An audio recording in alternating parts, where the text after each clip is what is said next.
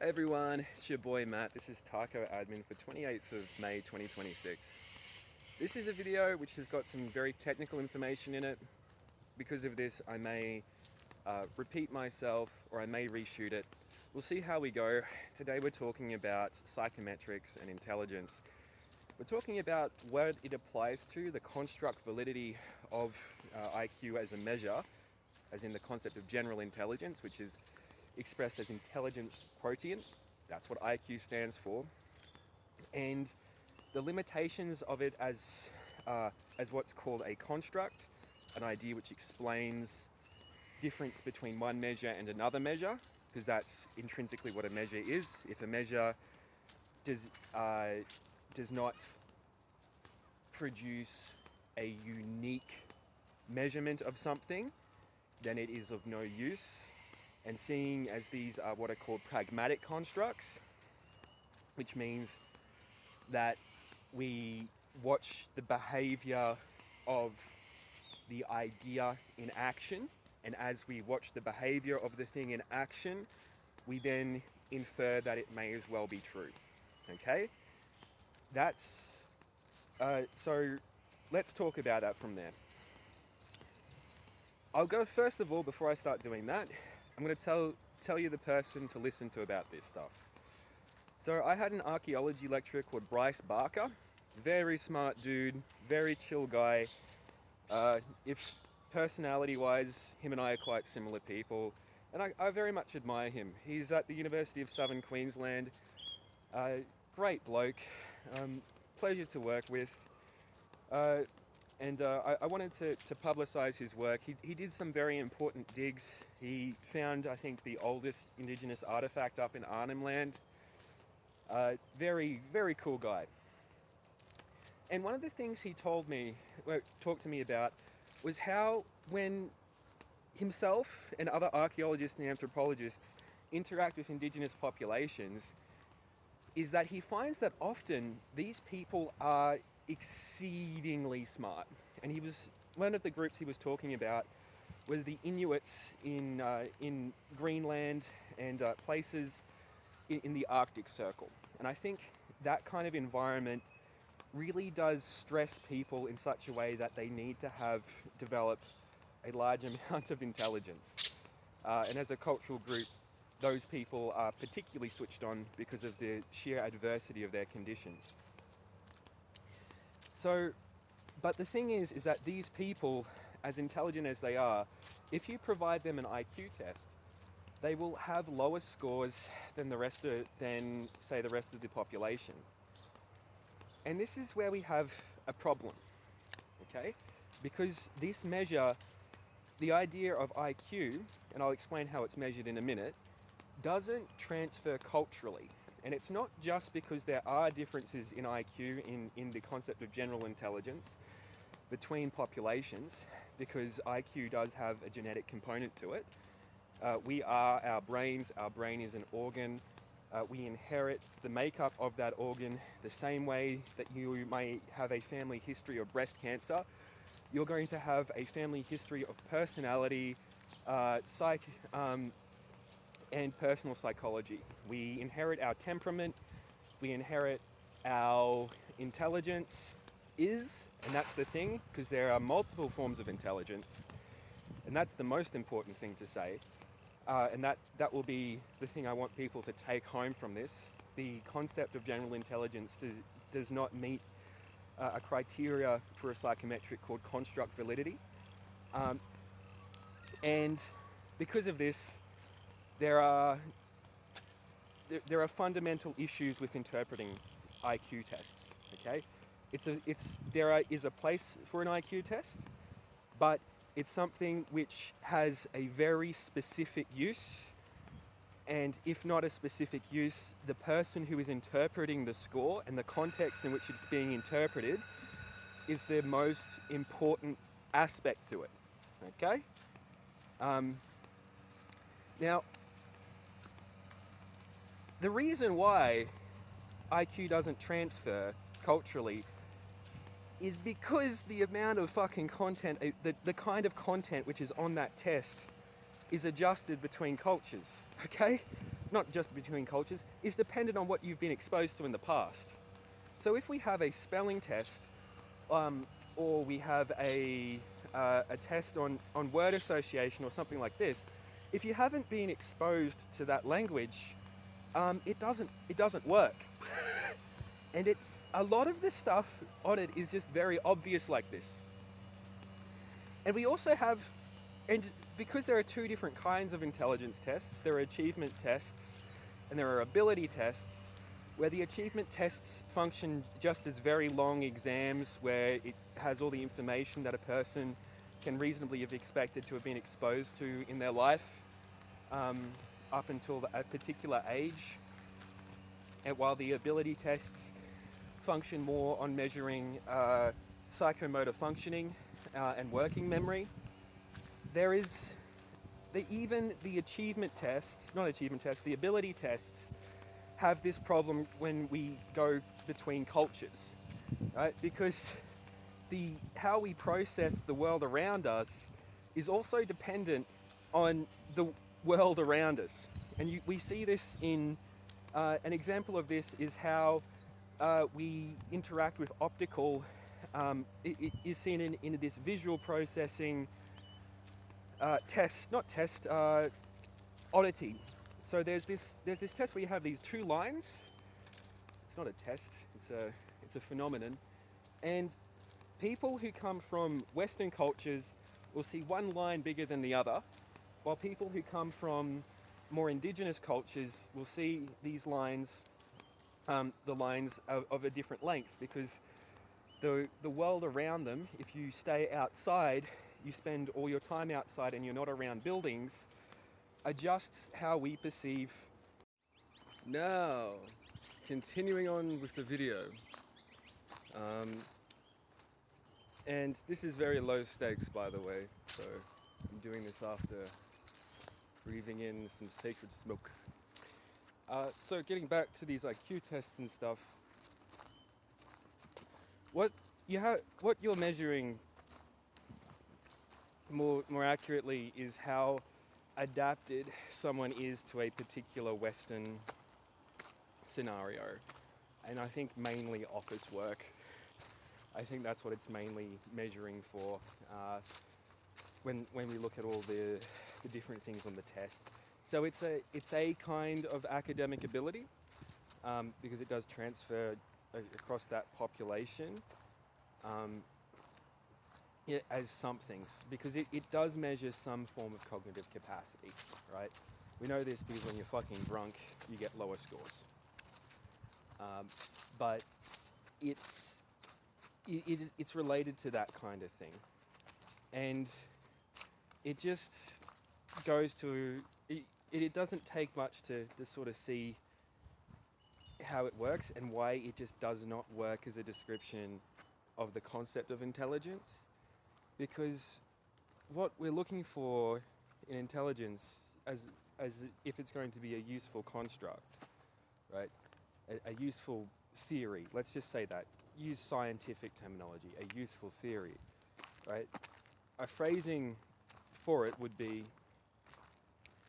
this, it's a thing's ability to learn a particular kind of thing, right? So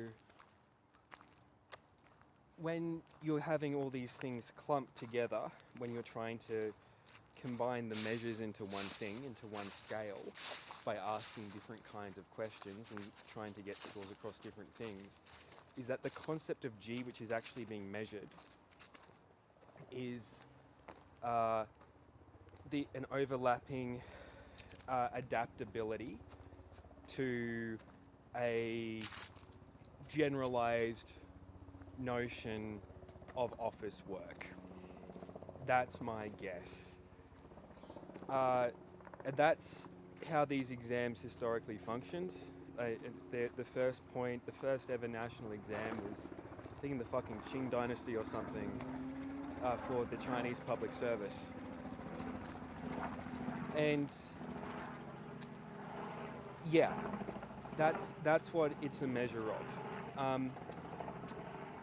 But when we're looking at that, you're also looking at someone's ability to follow rules. You're looking at a person's ability to have their attention drawn to the phenomena that you're presenting. I think a lot of different a lot of different diagnoses have been viewed as processing disorders. For example, there was a theory with autism, which I remember reading, that there was this idea that the part of the brain which was responsible for facial recognition did not properly link to other parts of the brain for processing for children with autism, and that this process of lacking the facial recognition and categorizing the world as a series of faces then stops the development of that kind of processing and the ability for that thing to get good at that kind of processing, which is how you can see things such as autism as learning disorders, because it's relevant to the learning, okay? But the problem is that there's so many different kinds of learning that we can't really get a G the way that G is practically. You can't practically measure it. Like that's the thing. You may come up with a concept, right? Because fundamentally with pragmatic constructs is that they're just ways of clumping variance, okay? And you're trying to map out a network of these ideas over the hypothetical theoretical space. The process of doing this is called a nomenological network. Now with that nomenological network, like, if there's what can be theorized, and there is what can be measured, and then there is interpreting this as what matters most in the dependent situation. And I don't think that's so you might have a different idea, like, does this thing have, like, is it just learning? Like, is there something like fucked with its dopamine system or whatever? So it's the general ability for this thing to learn overall by making connections in its head with what's happening in the environment. Like, is there a different ability for different people to have that thing? Okay, now that's a useful idea of G for general intelligence. And that translates across to, like, if you're looking at professionally, intelligence as carpenters, or intelligence as a translator, or someone who's good at speaking languages, or those different kinds of things. But you're not going to get a measure of that thing through an IQ test. And I think, like, they used to do this thing where they would seal people off. One of the first examples of an intelligence test was one called the Army Alpha, and because that's where these tests, they saw large-scale use. It was a guy called Benet made something for in the West for, I don't know if it was for identifying intellectually impaired or gifted kids. But the function of these things is that it exists out of an artificial constraint. So when these people are coming up with these tests, they're being made to fill a purpose, okay? And that means that they don't tend to be built off a concept. The concepts come from the initial purpose. And I think that's why there's been these really haphazard ideas with the concept of general intelligence and what can be measured on an IQ test. They do serve specific purposes, like I'd say for high school admission for like kids who are going to get along well in a program, because even if they're studying for the test and they end up doing well on the test, because that's the inevitable thing with any form of test you create, people start studying for it because they're either studying for it beforehand, where they've they've had the life up to the point where they've done work over time to develop the skill, because that's what's going on. That's why culture fundamentally alters the results of IQ tests. A large amount of that effect is people just, being exposed to the fucking world. Right? That's why you have the fucking Flynn effect, and that's why you have the difference in IQ tests between cultures. That's a significant part of the effect, right? It's not all of the effect, but it's a significant part of it. But yeah, the way that they try to conceptualize like this idea of all of intelligence being this thing, but when we're doing that, you're measuring cultural how adapted that person is within their culture. Well, not necessarily their culture, but the dominant social culture. That's what you're really measuring, okay? That's fundamentally the measurement of G on the whisk and the y-at, right, in my opinion. There's a whole lot of reasons why you might want to do that, but I think fundamentally the concept ends up being used as a means of just unuseful discrimination, because how much of that adaptability are we really measuring there, right? And it's such a big gargantuan concept because you've come up with the most big gargantuan stupid measure instead of measuring a specific thing, that you now have to justify this enormous task of saying, well, where is the rest of the variance?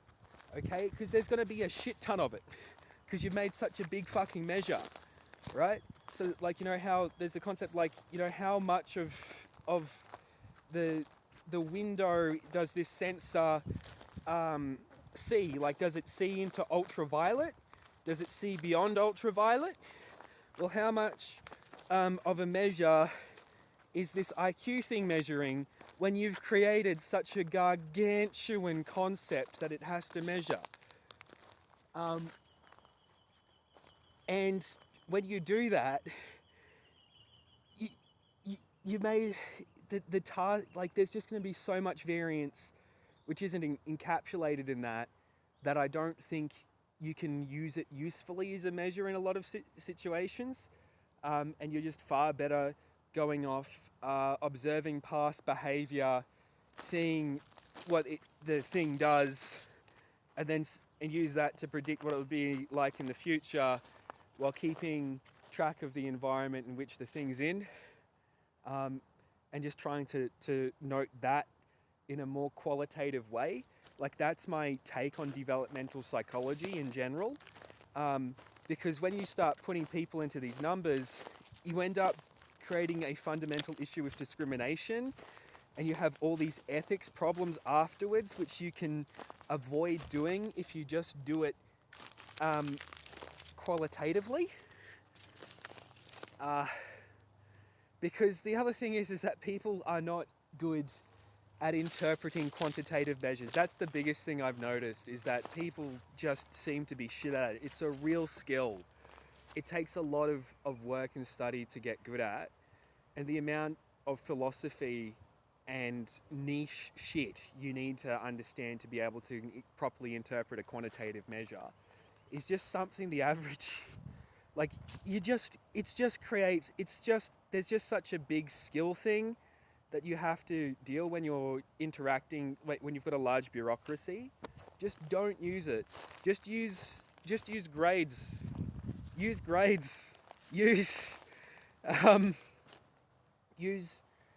descriptions of the child which would be used to describe ADHD or OCD or whatever, right? And forget about the quantitative side of it for the most part. Like, I'm not saying that there isn't a world where these quantitative measures could be used. It's just that the average skill I've found of psychologists in Australia is that they can't really use them reliably. And it's the same when someone else sees the report, they're going to be an OT or something, and they've got no fucking hope of understanding what that quantitative measure is going to be. They're just going to see, oh, number big, number small, maybe something on like, oh, there's a confidence interval or something they remembered from the stats class, which they were learning to be able to understand, differences between groups in an experimental study, right? They're not going to have the idea of psychometrics nailed down.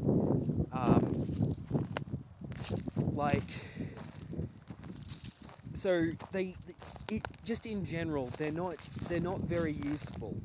I think the place for them to be used is really amongst researchers and only researchers. And this idea that we've had in Australia called the scientist practitioner model, I think it's fundamentally failed healthcare in Australia.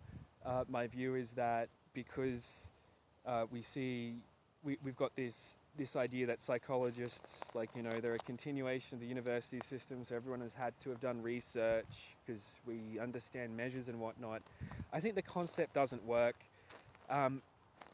Because first of all, we haven't been able to produce psychologists who are good at understanding quant stuff. And secondly, we've got to, how do I put it?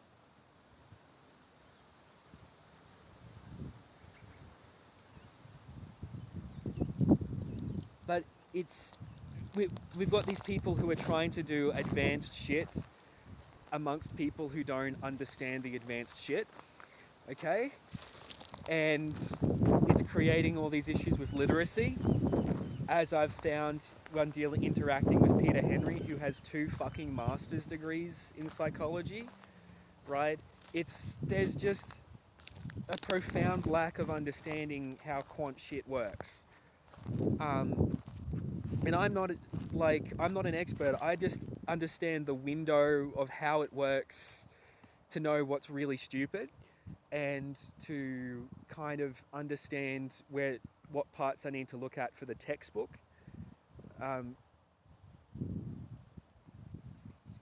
But yeah, and it's so frustrating because I know this shit.